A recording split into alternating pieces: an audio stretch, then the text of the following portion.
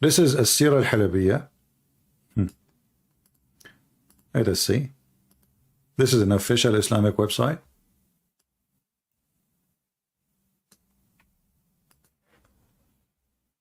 This is what the poor Safiya she did when she saw her family being killed and slaughtered.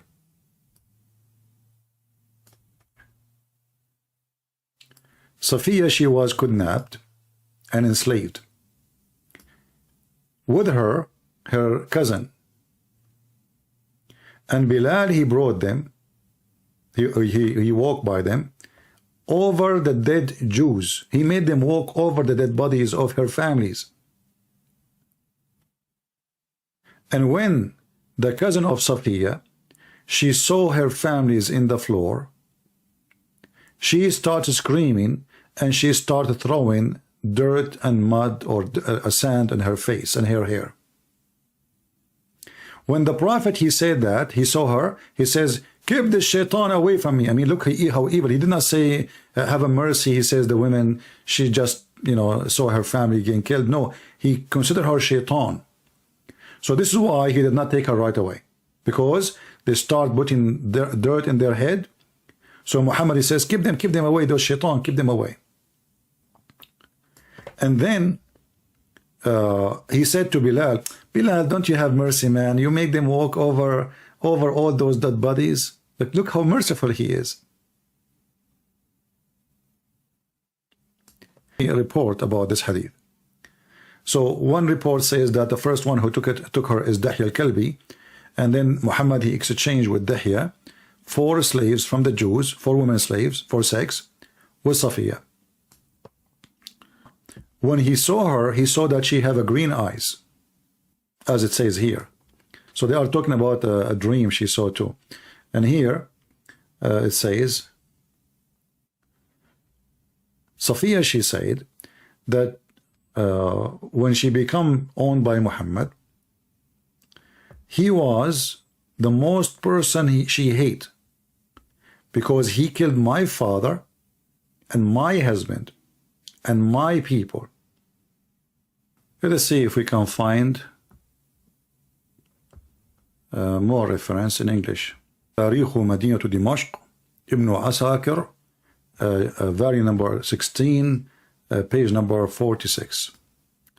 Here in Arabic it says, and we will translate, and we will use Google translation, and I will give you the link.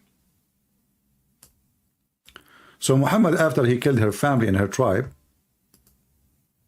he took her to his tent and he raped her. So when he woke up in the morning, he said, he found a guy in front of the tent. His name is Abu Ayyub. He said, Allahu Akbar. And Abu Ayyub, he have a sword in his hand. The Messenger of Allah, he said to him, what's wrong? What's up? He said, oh, she is a slave and she is a new, she became yours now, like a bride for you to F her. And you are the one who killed her father, her brother, her husband. And I did not trust her to be with you alone. So the Prophet, he laughed. You see the devil? He don't care. And here we go. Let us translate to English.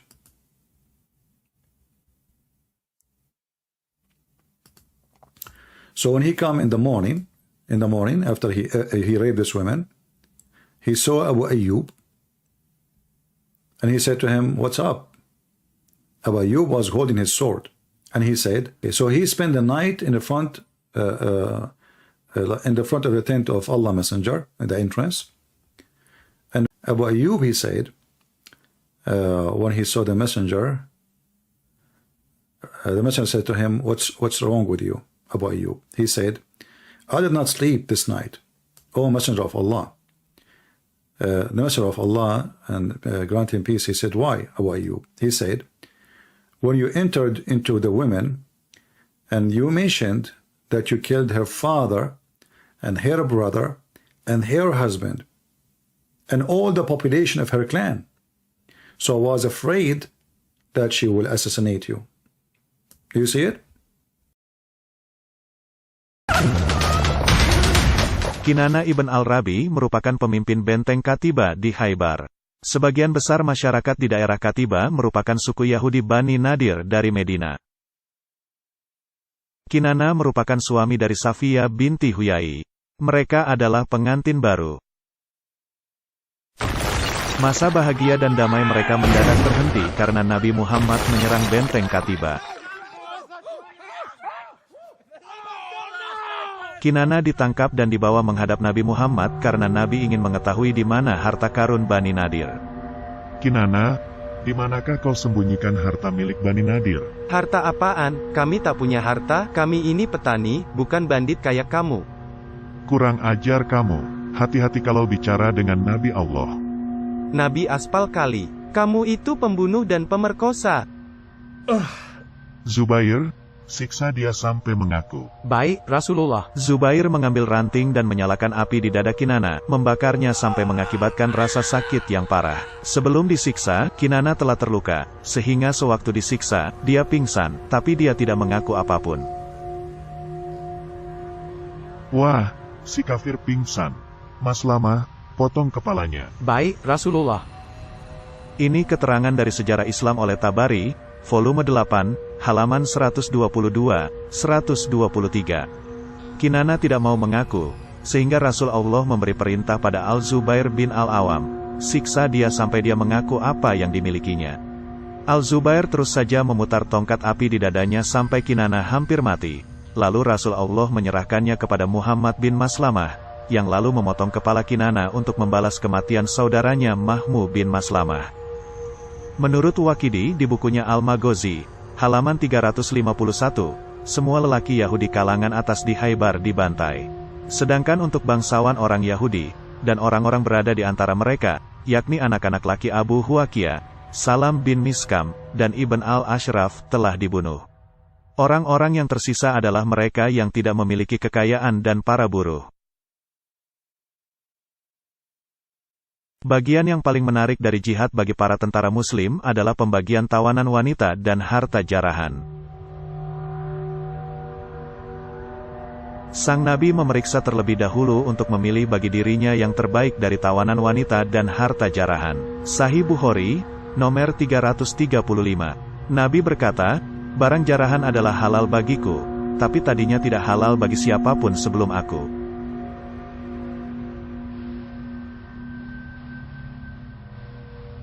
Seorang prajurit muslim bernama Dihya Al-Kalbi tidak sabar menunggu jatah jarahannya.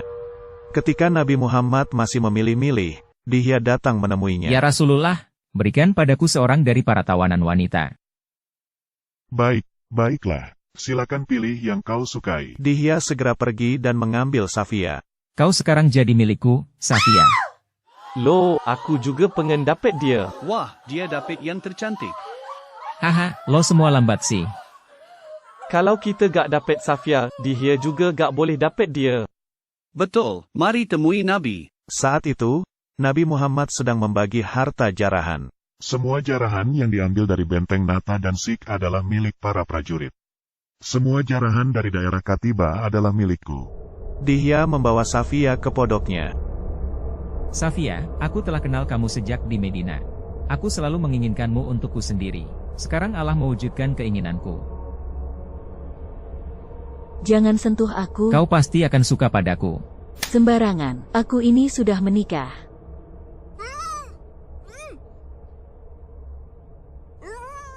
Ya Rasulullah, engkau berikan Safiyah binti Huyai pada Dihya. Dia itu wanita terkemuka dari suku Quraiza dan An-Nadir. Wanita seperti itu hanya layak bagimu. Sahih Muslim, buku 008, nomor 3329. Anas melaporkan, Safiyah menjadi bagian Dihya dalam pembagian barang jarahan, dan mereka memuji kecantikannya di hadapan Rasul Allah, sambil berkata, kami tidak pernah melihat yang seperti dia di antara para tawanan perang. Hawa nafsu Nabi sekuat 30 lelaki mendadak terangsang berat. Bilal, temui Dihya dan bawa Safiyah padaku. Baik, Rasulullah. Bilal lalu pergi ke pondok milik Dihya.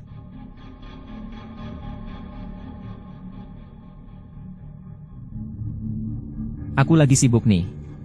Pergi lo.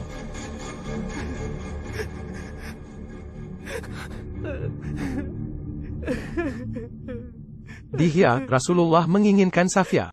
Berikan dia padaku. Ya enggak bisa, dia kan sudah memberikan Safia padaku. Hei.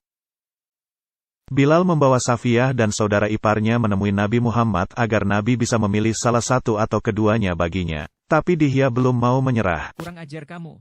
Safia itu milikku. Sewaktu melihat mayat abangnya, adik perempuan Kinana menjerit histeris.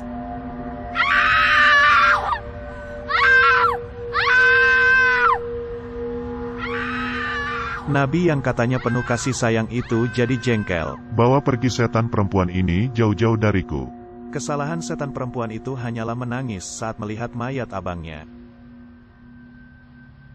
Kamu tak punya rasa kasihan, Bilal, sehingga kau tega membawa kedua wanita itu melewati mayat suami dan abangnya. Ya, Rasulullah, aku tak menyangka bahwa engkau akan merasa tidak suka. Aku hanya ingin dia melihat kehancuran Safiyah masyarakatnya. dihadapkan kepada Nabi Muhammad.